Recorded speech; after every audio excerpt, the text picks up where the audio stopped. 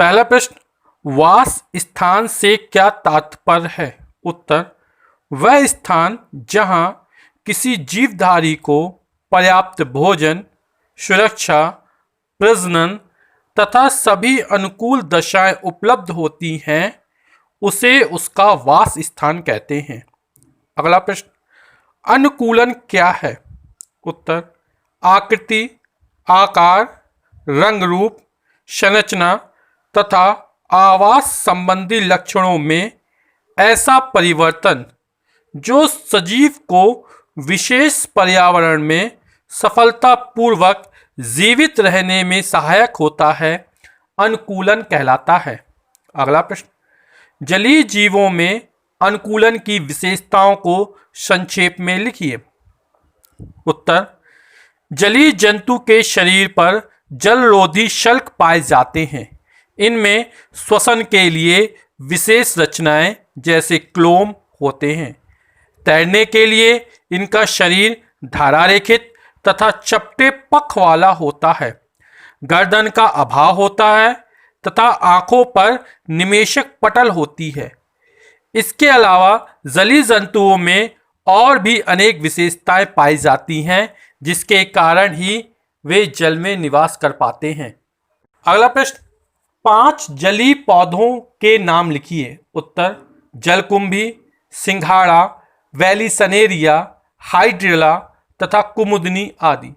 अगला प्रश्न, जलीय पौधों में अनुकूलन की विशेषताएं लिखिए। उत्तर, पहला, जलीय पौधों का शरीर कोमल तथा कमजोर होता है। दूसरा, जलीय पौधों के सभी भागों पर जलरोधी मोम या उपचर्म की परत पाई जाती है। तीसरा, इनकी पत्तियां पतली, कटी-फटी अथवा तैरने की अवस्था में होती हैं। चौथा, तना, पर्णवृंत तथा पत्तियों में अधिक वायुकोश होते हैं, जिसके कारण जलीय पौधे स्पंजी व हल्के हो जाते हैं। पांचवा, इन पौधों में जड़ तंत्र अल्प विकसित होता है। अगला प्रश्न, किस विशेषता के कारण जलीय पौधे पानी में सड़ने से बच जाते हैं? उत्तर, जलीय पौधों के सभी भागों पर जलरोधी मोम या उपचर्म की परत पाई जाती है, जो इनको पानी में सड़ने से बचाती है। अगला प्रश्न, मरुस्थलीय जीवों में अनुकूलन को संक्षेप में स्पष्ट कीजिए। उत्तर, मरुस्थलीय जीवों में जल संचय, खुरदरी त्वचा, अधिक बाल, लंबे पैर तथा गद्देदार तलवे रेगिस्तान में दौड़ने के लिए अनुकूलित होते हैं। अगला प्रश्न, कौन सी विपरीत परिस्थितियों का मरुस्थलीय जीव सामना करते हैं? उत्तर, ये जीव पानी की कमी, सूर्य का तेज प्रकाश तथा दिन के समय उच्च तापमान आदि विपरीत परिस्थितियों का सामना करते हैं। अगला प्रश्न, ऊंट को रेगिस्तान का जहाज क्यों कहते हैं? उत्तर, ऊंट में जल संचय की क्षमता, खुरदरी त्वचा, अधिक बाल, लंबे पैर तथा गद्देदार तलवे रेगिस्तान में दौड़ने के लिए अनुकूलित होते हैं, जिससे ऊंट को रेगिस्तान का जहाज कहते हैं। अगला प्रश्न, उस जीव का नाम लिखिए जो जल में त्वचा द्वारा तथा स्थल पर फेफड़े द्वारा श्वसन करता हो। उत्तर, मेढक। अगला प्रश्न, मरुस्थलीय पादपों में अनुकूलन की विशेषताएं उदाहरण सहित लिखिए। उत्तर, पहला है, तना मांसल, चपटा, हरा एवं स्पंजी हो जाता है, जो भोजन बनाने के साथ जल संचित करने का भी कार्य करता है, जैसे नागफनी। दूसरा, जड़ तंत्र अत्यधिक फैला हुआ और भूमि में जल प्राप्त करने के लिए अधिक गहराई में जाता है। तीसरा, वाष्पोत्सर्जन की क्रिया कम करने के लिए पत्तियां मांसल या कांटों या सल्कों के रूप में पाई जाती हैं, जैसे नागफनी, घीक्वार, सतावर, भड़भंडा आदि।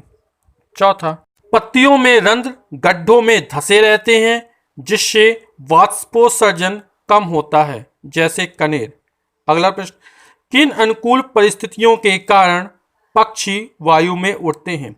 उत्तर, पहला, इनके शरीर का आकार नौकाकार तथा धारा रेखित होता है। दूसरा, इनके अग्रपाद ही पंखों में रूपांतरित होते हैं जो उड़ने में सहायक है। तीसरा, इनकी अस्थियां खोखली एवं वायु से भरी होती हैं। चौथा, फेफड़ों से जुड़े वायु कोशों में हवा भर जाती है जो उड़ते समय शरीर को हल्का रखते हैं, जैसे तोता, कबूतर, गौरैया आदि। अगला प्रश्न, मदार किस वातावरण में उगने वाला पौधा है? उत्तर, मदार स्थलीय वातावरण में उगने वाला पौधा है। अगला प्रश्न, किन्हीं दो उभयचर जंतुओं के नाम लिखिए। उत्तर, मेढक, मगरमच्छ। अगला प्रश्न, जलीय अनुकूलन में पख की भूमिका बताइए। उत्तर, पख तैरने में सहायक होते हैं। अगला प्रश्न, जलीय जीव, स्थलीय जीव तथा उभयचर जीव से आप क्या समझते हो? उत्तर, जल में रहने वाले जीवों को जलीय जीव, स्थल में रहने वाले जीवों को स्थलीय जीव कहते हैं तथा जो जीव जल तथा स्थल दोनों स्थानों पर पाए जाते हैं उभयचर कहलाते हैं। अगला प्रश्न, जीव की उस प्रजाति का नाम लिखिए जो विलुप्त हो चुकी है। उत्तर, डायनासोर।